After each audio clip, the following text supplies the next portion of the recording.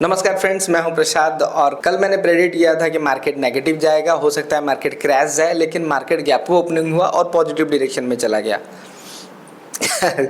मैं वही हूँ। गोल्ड क्रैश होने से एक दिन पहले लाइव मीडिया में बोला था कि गोल्ड अभी खरीदना कम कर दीजिए, हो सकता है गोल्ड यहाँ से गिरे, और शार्पली वहाँ से गिरना शुरू हुआ। तो ये चूक मेरे से क्यों हुई? ये चूक होने के पीछे का कारण है पॉलिटिक्स और चुनाव, इलेक्शंस। और जब भी पॉलिटिक्स रिलेटेड कोई भी इश्यूज रहता है तो मार्केट में कुछ ना कुछ अनप्रेडिक्टेबल होता है। और जैसे ही लोगों को उम्मीद आ गया कि एग्जिट पोल से कि मार्केट पॉजिटिव जा सकता है क्योंकि बीजेपी पावर में आने वाली है, तो मार्केट पॉजिटिव ओपनिंग हुई। और फाइनली देखा जाए तो जिन लोगों ने नीचे माल खरीदा था उन्होंने भी सेल आउट करना शुरू किया।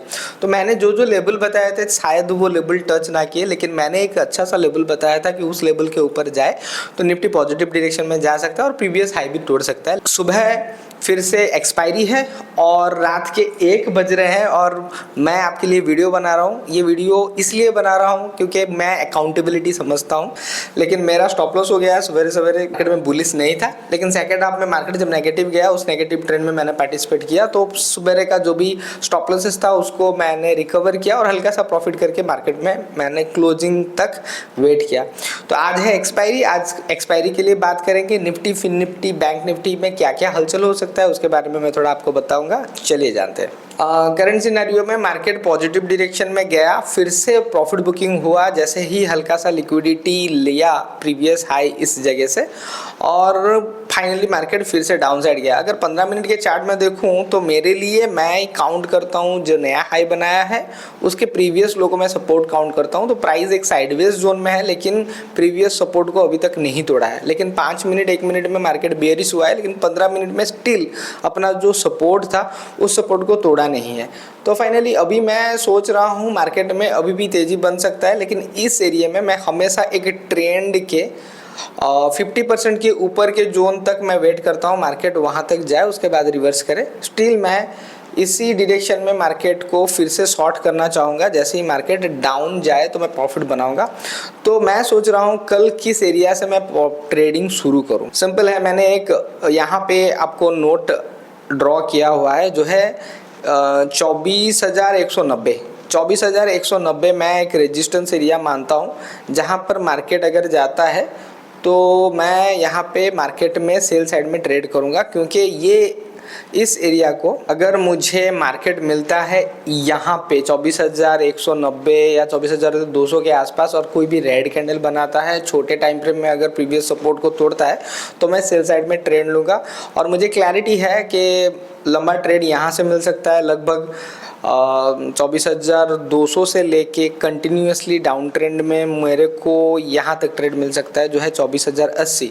24,080 एक बाइंग लेवल बन सकता है, लेकिन यहाँ पर हल्का सा प्रॉफिट बुकिंग होगा। अगर उतना ज़्यादा रिवर्सल ना हो तो मैं फिर से यहाँ से मैं ट्रेड नहीं काटूंगा। हल्का सा रिवर्सल होकर अगर गिरता है तो मैं क्लैरिटी के साथ पूरा वेट करूंगा। 24,970 तक गिर सकता है मार्केट। ये एक कड़ा बाइंग लेवल है, क्योंकि ऑलरेडी इस बाइंग लेवल को मार्केट चेस करके गया है, तो ये टारगेट अचीव हो सकता है इजीली। मार्केट अगर नेगेटिव जाता है तो मैं ज़्यादा पॉइंट का मार्केट नहीं बता रहा हूँ। मार्केट मैं यहाँ से शॉर्ट करूँगा और लगभग इस लेवल तक 200 पॉइंट का रैली को मैं पकड़ने की कोशिश करूँगा। इस बीच में हल्का सा मूवमेंट पॉजिटिव डायरेक्शन में भी जा सकता है। कहाँ पे? 24,030 या 24,080 के आसपास। उस दोनों पॉइंट में 24,080 के आसपास तो मुझे एक हल्का सा पॉजिटिव ट्रेंड देखने के लिए मिलेगा, मतलब हल्का सा प्रॉफिट बुकिंग होगा जो लोग भी ऊपर से शॉर्ट मारेंगे। लेकिन और एक बात मैं क्लैरिटी के साथ आपको बताता हूँ, ये लेवल ऑलरेडी चेज हो चुका है, तो इसलिए मैं मार्केट को कंटिन्यू लंबा शॉर्ट मारूंगा यहाँ तक। हो सके कल भी मेरा एक्सपेक्टेशन है कल मार्केट माइनस में खुल सकता है। अगर मार्केट माइनस में नहीं खुलता है, इस आसपास मिलता है, तो ये मेरा एक शॉर्ट एरिया होगा, ये मेरा एक शॉर्ट एरिया होगा। इन दोनों एरिया में अगर मार्केट आता है तो मैं शॉर्ट करूंगा और मेरा लेवल रहेगा 25,920 के आसपास मार्केट गिर सकता है। और अगर मार्केट 25,920 के आसपास ही गिर रहा है, देखो क्रूड ऑयल का प्राइस बढ़ रहा है और इस टाइम में मैं डाउ जोन भी देख रहा था हल्का सा नेगेटिव है। देखिए डाउ फ्यूचर भी 500 पॉइंट नेगेटिव दिखा रहा है, तो मुझे लग रहा है हल्का सा नेगेटिव हो सके। आप अगर ये कोऑर्डिनेट्स को याद रखें, जैसे कि 24,080 मैंने बताया हुआ है, 24,200 ये तो पॉजिटिव साइड में हो गया, यहाँ पर मार्केट जाएगा नहीं, नेगेटिव में ही खुलेगा। अगर मार्केट खुलता है और 24,080 के बाद मार्केट गिरता है तो कंटिन्यूसली 23,920 के आसपास मार्केट गिर सकता है, और इस लेवल को अगर तोड़ता है, ठीक है, तो जो कोई भी सोच रहा है शॉर्ट मारने के लिए, मैं तो इस शॉर्ट में जाऊंगा, लेकिन मैं आपको एडवाइस तो नहीं कर सकता। लेकिन ये लेवल्स मुझे नेगेटिव ही दिखाई दे रहे हैं, और ये एक अच्छा सा पैटर्न है। आप अगर पैटर्न के ऊपर, प्राइस एक्शन के ऊपर फोकस करते हो, तो मैं हमेशा इस पैटर्न को ट्रेड करना चाहता हूँ। प्राइस जब डाउन साइड में आता है और पॉजिटिव जाता है और फिर ऊपर जाके उसी लेवल को रिट्रेस करता है और उसको तोड़ नहीं पाता या फिर सेम हाई बनाता है, यहाँ से मार्केट शार्पली गिरता है। ये सिंपल सी बात है।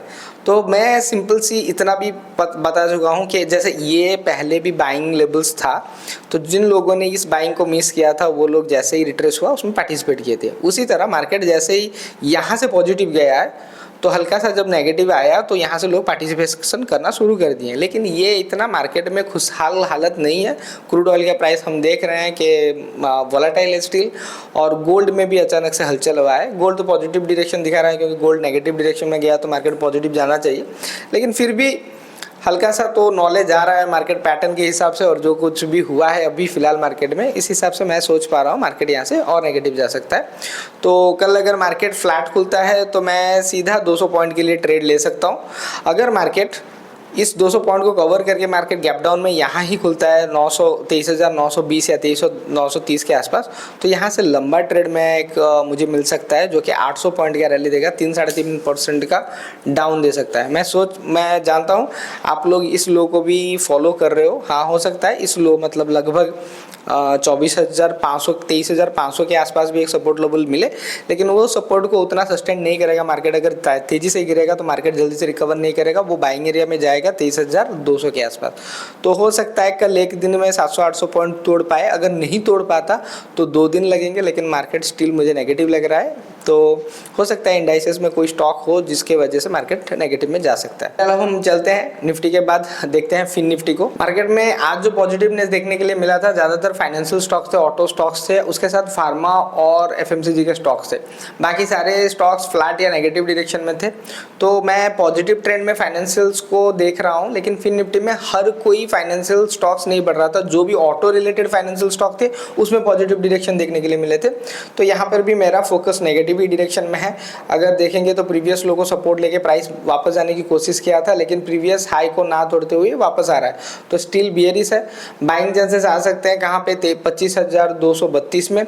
उसके बाद नेक्स्ट बाइंग जो एरिया है वो 25,750 के आसपास आ सकता है। अगर मार्केट पॉजिटिव डायरेक्शन में जाता है तो ये एक शॉर्ट करने का एरिया अच्छा है, 26,373। लेकिन इस एरिया में अगर मार्केट इसको रेजिस्टेंस कर देता है, इसको तोड़ता है और उसके बाद रिट्रेस होकर इसी लेवल को अगर सपोर्ट की तरह यूज करता है, तो मार्केट तेजी पकड़ लेगा। तो कितना भी श्योरिटी हो या ना हो, आप हमेशा स्टॉप लॉस मेंटेन करें। स्टॉप लॉस बहुत ही इंपॉर्टेंट है ट्रेडिंग के लिए। जो कोई भी स्टॉप लॉस यूज नहीं करता, उसका हो सकता है कुछ दिन का, कुछ महीनों का या फिर कुछ सालों का भी प्रॉफिट चला जाए। तो हमेशा स्टॉप लॉस यूज करें। इस जगह पे अगर मार्केट आता है, रिट्रेस होता है, तो रिवर्सल होता है, तो मैं यहाँ पे शॉर्ट करने की कोशिश करूंगा।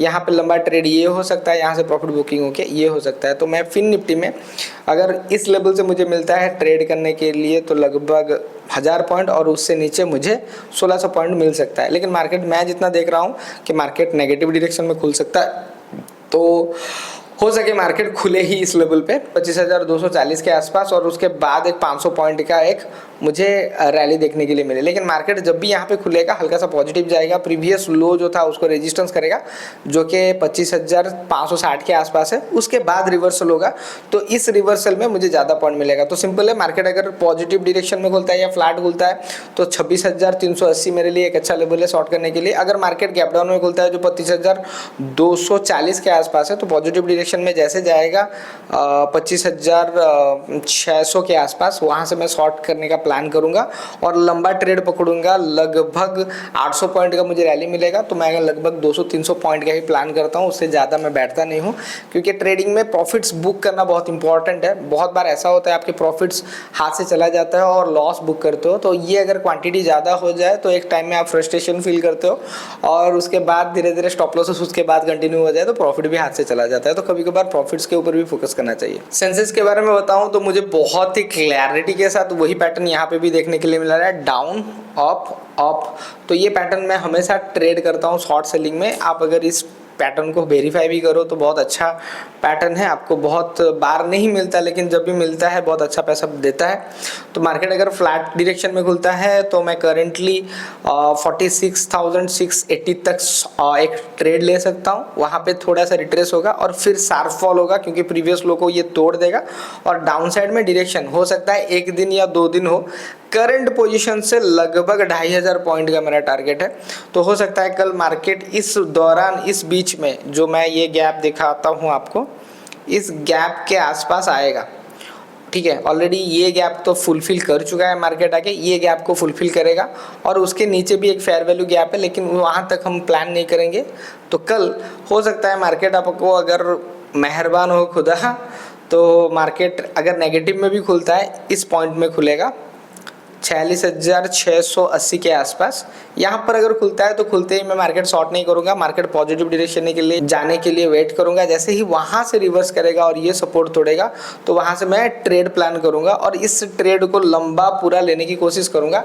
लेकिन इस बीच में हो सकता है ये जो 75,875 जो है यहाँ पर भी प्राइस थोड़ा सा प्रॉफिट बुकिंग देखने के लिए मिले। यहाँ पे अगर शार्प ग्रीन कैंडल्स मिलेंगे तो मैं ट्रेड से एग्जिट हो जाऊँगा, लेकिन अगर ये ग्रीन कैंडल छोटा बनते हैं और कंटिन्यू थोड़ा सा हल्का सा मूवमेंट देते हैं तो मैं यहाँ पे वेट करूँगा क्योंकि यहाँ से भी लंबा ट्रेड मिल सकता है।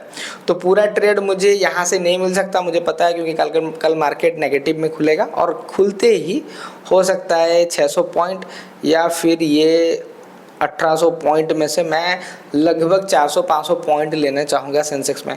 तो मैं देखूँगा कोई भी पैटर्न मेरे लेवल्स में टच कर रहा है, फिर निफ्टी, सेंसेक्स या फिर निफ्टी में, तो इनमें से कोई भी ट्रेड मैं लेना चाहूँगा।